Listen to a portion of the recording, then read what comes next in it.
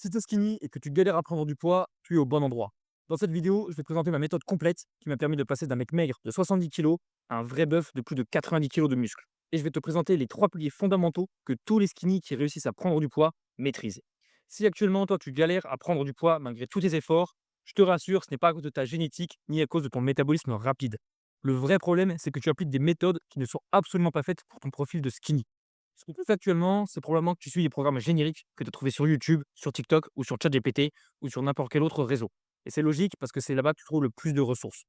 Le problème, c'est que ces programmes, ils ont toujours été conçus pour des mecs qui ont déjà une bonne base, un poids normal ou qui veulent juste se tonifier un petit peu, se renforcer. Le problème, c'est que toi, tu n'as pas un profil classique. Ce dont toi, tu as besoin, c'est une méthode spécifique conçue pour les gars skinny qui veulent prendre 5, 10, voire même 20 kilos. Et pas juste se renforcer un petit peu ou prendre un petit peu de muscle. Et c'est pour ça que de ton côté, tu stagnes peut-être depuis des mois, voire même des années, simplement parce que tu appliques une méthode qui n'a pas été adaptée pour ton profil et ta morphologie. Dans cette vidéo, je vais donc te présenter les trois piliers fondamentaux qui composent ma méthode, la méthode que j'ai créée qui s'appelle la méthode du bœuf.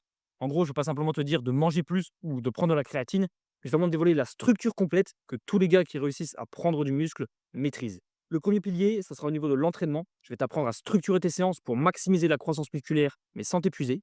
Le deuxième pilier portera sur l'alimentation. Je vais t'expliquer comment manger suffisamment pour prendre du poids, même quand tu as un faible appétit.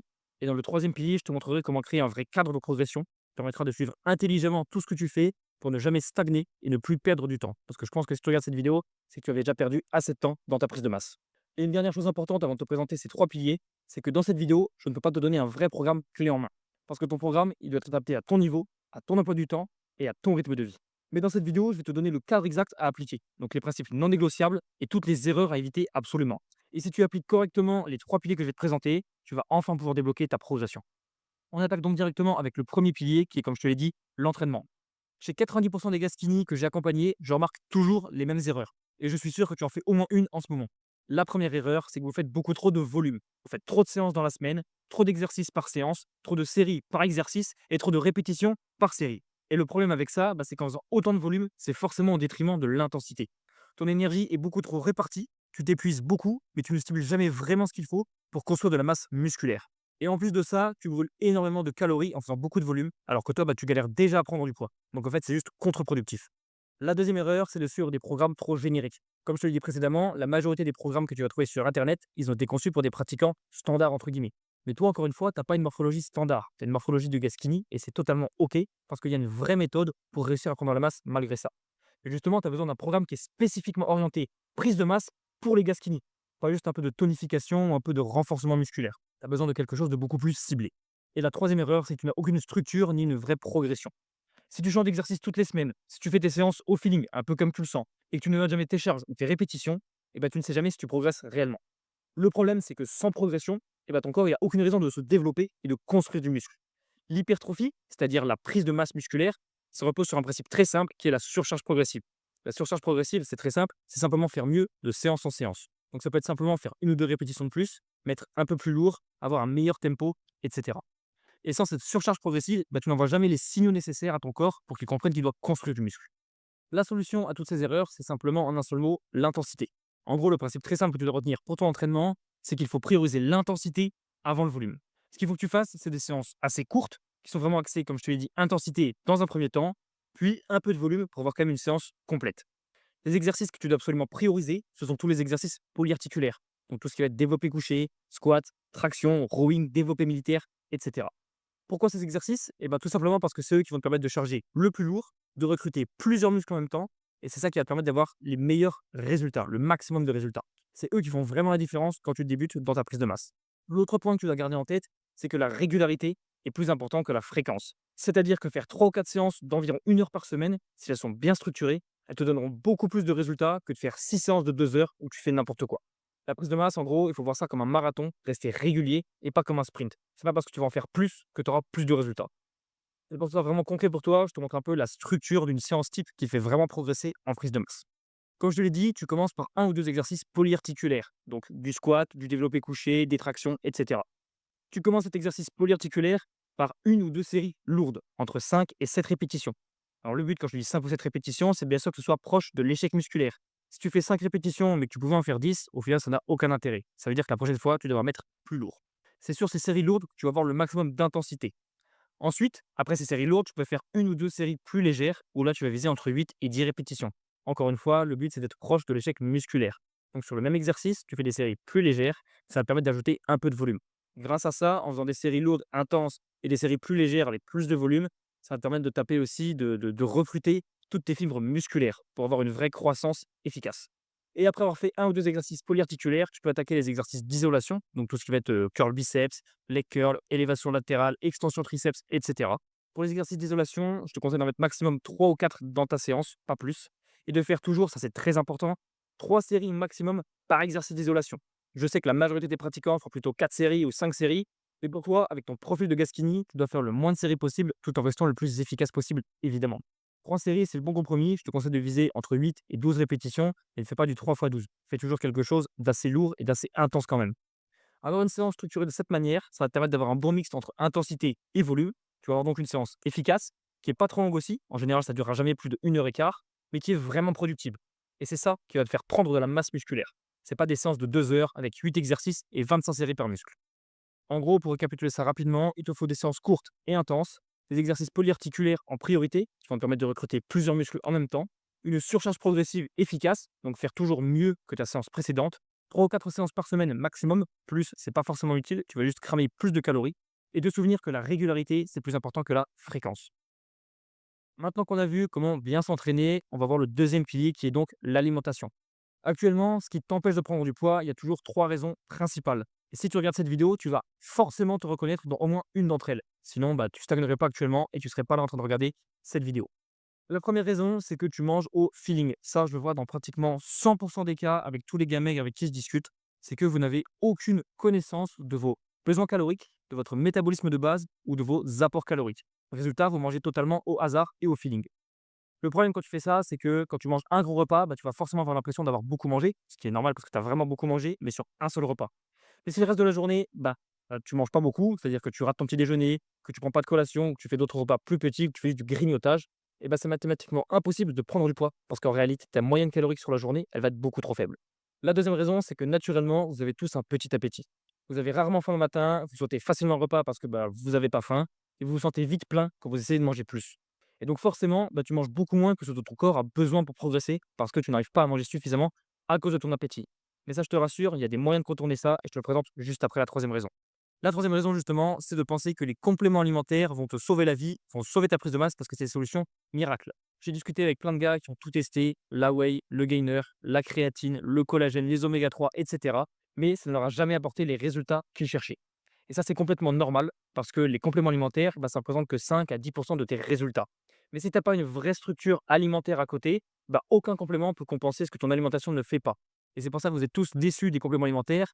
C'est pas votre corps qui ne réagit pas aux compléments, c'est pas les compléments qui sont nuls, c'est simplement que si votre structure derrière n'est pas adaptée, n'est pas structurée, bah, les compléments ne servent à rien. Ils sont là pour compléter une alimentation, pas pour la remplacer. Et si on résume un petit peu ces 3 raisons, le problème en fait, bah, encore une fois, vient pas de ton métabolisme rapide ou de ta génétique ou de ta morphologie ectomorphe, c'est simplement que ta structure alimentaire, bah, elle est inexistante. Mais la bonne nouvelle, c'est que cette structure, bah, tu peux la changer. Contrairement à ta génétique, qui est quelque chose que tu ne peux pas modifier, cette structure, tu peux la changer et je vais te montrer les 4 étapes justement qui vont te permettre de structurer une alimentation efficace pour prendre du poids. La première étape, c'est d'arrêter de manger au hasard. Il faut absolument que tu sortes du mode «je mange quand j'ai faim» ou «je mange quand j'en ai envie». Il faut vraiment rentrer dans un mode structuré. Alors je te rassure, tu as pas besoin de tout peser au gramme près ou de compter tes calories à la calorie près, mais tu dois absolument savoir, absolument, absolument, savoir approximativement ce que tu manges chaque jour. Et savoir aussi si c'est suffisant pour prendre du poids. Sans ça, bah, c'est simple, tu avances tout simplement à l'aveugle. Et avancer à l'aveugle, tu l'as bien vu sur ces derniers mois ou sur ces dernières années, ça n'a jamais fonctionné. La deuxième étape, c'est de fractionner tes repas. Ça, c'est la meilleure solution quand tu as un petit appétit. Si tu concentres toute ton alimentation sur un seul gros repas, bah, ça ne fonctionne pas. Parce que tu vas manger d'un seul coup, certes, une grosse quantité, mais ça va te couper complètement la faim pour tout le reste de la journée. Et au final, bah, tu vas moins manger que si tu fractionnais tes repas. La solution, c'est donc de répartir. Dans un premier temps, fais un vrai petit déjeuner. Je sais que beaucoup de gastini ont du mal à déjeuner le matin et ça peut clairement faire une vraie différence. Il va falloir se forcer un petit peu au début et votre corps va rapidement s'y habituer. Faites un vrai repas aussi le midi et le soir. Et l'idéal, c'est d'ajouter une ou deux collations, par exemple à 10 heures ou à 16 heures. C'est clairement aussi ce qui peut vous changer la vie, je vous le garantis. Donc, grâce à cette répartition intelligente sur la journée, en répartissant en plusieurs repas, bah, tu vas facilement augmenter ta moyenne calorique, mais sans te gaver en un seul coup. La troisième étape qui peut aussi t'aider quand tu n'as pas beaucoup d'appétit, c'est de prioriser les aliments denses en calories et pas de prioriser les aliments fitness ou les aliments les plus protéinés. Ce qu'il faut que tu priorises, toi, c'est les aliments les plus denses en calories. Donc tout ce qui va être riche en glucides, comme les pâtes, le riz, le blé complet, le pain complet, les flocons d'avoine, etc. Ce qui va aussi être riche en lipides, donc tout ce qui est oléagineux, type noix, noisettes, amandes, cacahuètes, etc. L'huile d'olive aussi, très riche en lipides, et le beurre de cacahuète, qui sont très riches donc en lipides et en calories. Ça, encore une fois, ça va te permettre d'augmenter tes apports caloriques, mais sans te sentir trop plein et sans te gaver. Et la quatrième étape, c'est de viser une moyenne calorique stable sur la semaine. On en revient un petit peu comme pour l'entraînement, où je te parlais de régularité mieux que la fréquence. C'est pareil pour l'alimentation. Le but, c'est pas de viser 4000 calories un jour et 1500 le lendemain, c'est d'arriver à avoir une ligne directrice simple, manger suffisamment tous les jours et sans dépendre de ta faim. C'est justement cette stabilité qui va te permettre de progresser. Ça peut paraître compliqué comme ça quand tu n'as jamais réellement suivi ton alimentation, compté un petit peu tes calories ou ce genre de choses. Mais je te rassure, c'est beaucoup plus simple que ça n'y paraît. Et justement, je vais te montrer le cas pratique de Célian. Avant que je l'accompagne, Célian, il faisait 61 kilos. Il pensait qu'il mangeait beaucoup, mais en réalité, il n'avait aucune structure. Il n'avait aucune idée de combien il mangeait. Du coup, son physique était complètement bloqué. Ça faisait des mois qu'il ne bougeait pas.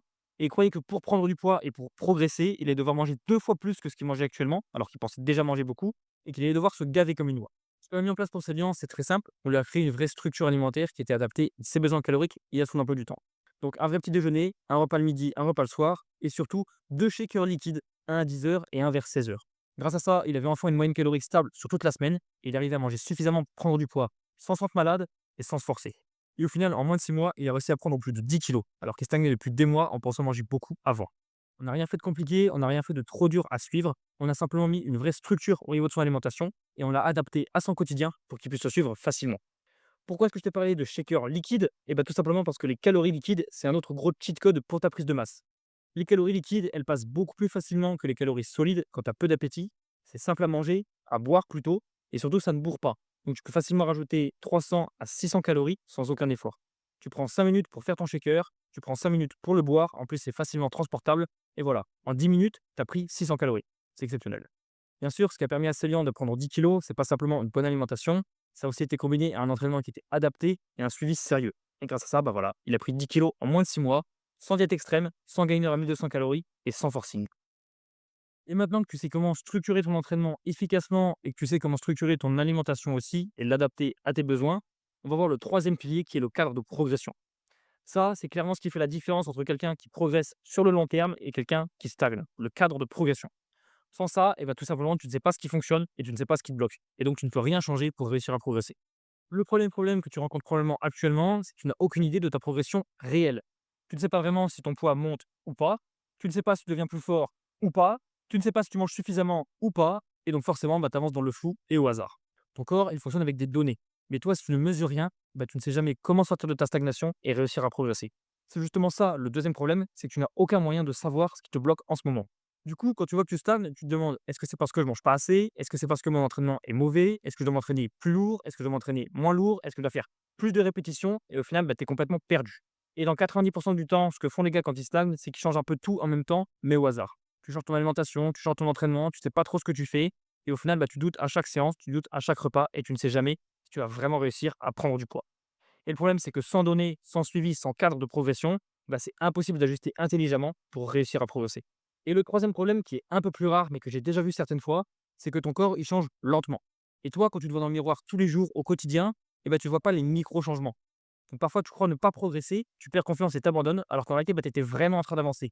Si tu prends 200 grammes par semaine, mais que tu ne te pèses jamais, bah, tu ne le verras pas dans le miroir. Et donc, tu vas penser que tu stagnes, tu vas arrêter parce que tu vas perdre la motivation, perdre la régularité. Alors que si tu avais continué quelques mois, bah, tu aurais vraiment vu un changement. Et c'est pour ça que prendre des photos, prendre des notes et avoir des vrais repères, c'est indispensable. Parce que sans ça, bah, tu vois encore une fois pas ce qui fonctionne et tu abandonnes parfois trop tôt ou simplement tu ne sais pas quoi ajuster pour réussir à prendre du poids et prendre de la masse efficacement. La solution, elle est toute simple. Il te suffit d'avoir 4 marqueurs essentiels pour ton cadre de progression. Je te rassure, tu n'as pas besoin d'avoir un fichier Excel avec 40 colonnes et 50 lignes. Juste suivre les bons marqueurs et les suivre intelligemment. Le premier marqueur, c'est ton poids. Bah ouais, parce que quand tu es en prise de masse, savoir si ton poids monte ou ne monte pas, c'est le meilleur moyen de savoir si tu progresses ou non. Il faut surtout pas te peser tous les jours, ça va juste te stresser et c'est juste inutile. Mais une fois par semaine, c'est parfait. Tu te pèses le matin à jeun et toujours dans les mêmes conditions. Si tu vois que ton poids monte chaque semaine, c'est que tu progresses et tout va bien. Par contre, si tu vois qu'il stagne 2 ou 3 semaines de suite, c'est que là, il faut ajouter quelque chose. Le deuxième marqueur, c'est au niveau de l'entraînement. Il faut absolument que tu notes tes charges et tes répétitions. Comme je te l'ai dit lors du premier pilier, la seule condition qui va te faire construire du muscle, c'est la surcharge progressive. Et pour réussir à l'appliquer, il faut que tu notes tes charges et tes répétitions pendant tes entraînements. Parce que sans suivi, tu risques de répéter la même séance avec les mêmes poids, les mêmes répétitions, semaine après semaine, sans même forcément te rendre compte. Toi, tu vas penser que c'est efficace, mais en réalité, ton corps, lui, il va avoir aucun stimulus de croissance musculaire. Le troisième marqueur, il est au niveau de ton alimentation. Et ici, il faut que tu notes tes apports alimentaires. Comme je te l'ai dit, tu n'as pas forcément besoin de tout peser au gramme près, mais il faut au moins qu'il y ait une estimation minimum de ce que tu manges. Sans cette estimation minimum, tu ne pourras jamais ajuster ton alimentation en fonction de tes progrès. Si tu vois que ton poids ne monte pas, ça veut dire que tu ne manges pas assez et qu'il faut augmenter ce que tu manges. Et si ton poids monte trop vite, ça veut sûrement dire que tu manges trop et que là, tu as un fort risque de prendre du gras. Je te rassure, dans ton cas, c'est très rare. En général, tu vas plutôt manger pas assez que trop. Et le quatrième marqueur, c'est de prendre des photos de manière mensuelle, avec la même lumière, la même pose et si possible la même distance du miroir. Comme je te l'ai dit, ton corps il change lentement et tu ne le verras pas forcément quotidiennement. Donc le fait de faire une photo par mois, ça montre vraiment la réalité que toi tu vois pas forcément directement dans le miroir. Je te conseille aussi de prendre de temps en temps des mesures, que ce soit ton tour de bras, ton tour de cuisse ou ton tour de poitrine. Ça permettra aussi d'avoir des vrais chiffres sur ton évolution physique. Et prendre des photos de manière régulière, ça te permettra de faire un vrai avant-après une fois que tu auras réussi ta transformation physique. Et là, je peux dire que tu seras très satisfait de voir la différence. Ces 4 marqueurs, ils sont assez simples à suivre, mais ils vont clairement te permettre de voir ce qui fonctionne, d'ajuster justement ce qui ne fonctionne pas et de garder une vraie progression constante dans le temps et de tenir sur le long terme. Et on arrive à la fin de la présentation de cette méthode du bœuf. Maintenant, tu connais les 3 piliers essentiels pour prendre de la masse efficacement. Avoir un entraînement adapté, donc prioriser l'intensité avant le volume, focus les exercices polyarticulaires en priorité, appliquer la surcharge progressive, donc faire mieux chaque séance, et viser 3 ou 4 séances maximum par semaine.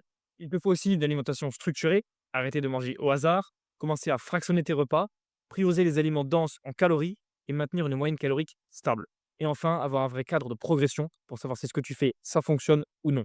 Donc te peser une fois par semaine, noter tes charges et tes répétitions à l'entraînement, suivre aussi tes apports alimentaires et prendre des photos de manière mensuelle. Ces 3 piliers, c'est la base indispensable de toute prise de masse qui fonctionne. Si tu les comprends et que tu les appliques correctement, tu vas éviter 90% des erreurs que font la majorité des hommes maigres qui stagnent aujourd'hui. Maintenant, il y a une dernière chose importante que je veux que tu comprennes. Ce qui fait toute la différence entre quelqu'un qui réussit vraiment et quelqu'un qui reste bloqué malgré toutes ces infos, ce n'est pas de connaître les piliers, mais c'est de réussir à les adapter à ton propre quotidien. C'est-à-dire à ton emploi du temps, à ton niveau actuel, à ton appétit, à ton rythme de vie et à tout ce que tu fais déjà aujourd'hui. Et c'est exactement là que beaucoup de gars galèrent encore. Ils essaient d'appliquer ces 3 piliers, mais sans vraiment savoir ce qui les bloque aujourd'hui, eux, personnellement.